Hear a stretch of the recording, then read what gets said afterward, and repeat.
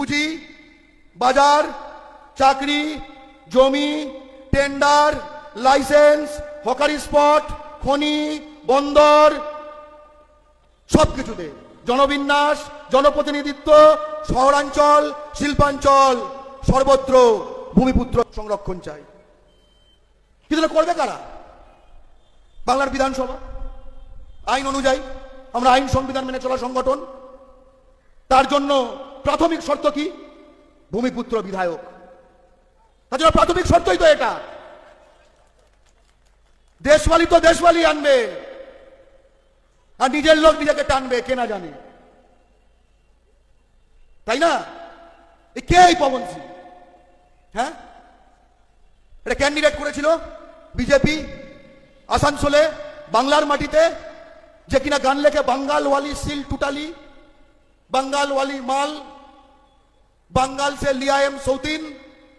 বাঙালি নারীকে ধর্ষণের উস্কানি দিয়ে কোটি কোটি যে ধর্ষণে উস্কানি পাওয়া বহিরাগত উইপোকা, তাদেরকে বছরের পর বছর, দশকের পর দশক এখানে বসতে দিয়ে আজকে এমন জায়গায় নিয়ে যাওয়া হচ্ছে যে বিজেপি সেখানে একে ক্যান্ডিডেট করাচ্ছে, হারাতে নয় জেতাতে। তারা জানে, যে কারণে তৃণমূল সেখানেও আনে বিহারী বাবু, শত্রুঘ্ন সিনহা।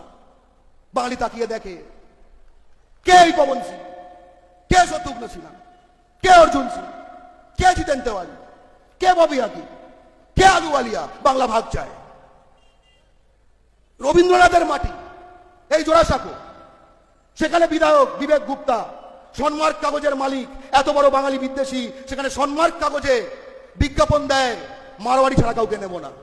বাংলার মাটিতে, রবীন্দ্রনাথের মাটিতে, নজরুলের মাটিতে ওই পবন সিং, তাকে এনে গাওয়ানোর ব্যবস্থা করে হরেরাম সিং বিধায়ক নজরুলের মাটিতে। ইউপিতে বালিয়াতে যার ভোটার লিস্টে এখনো নাম আছে।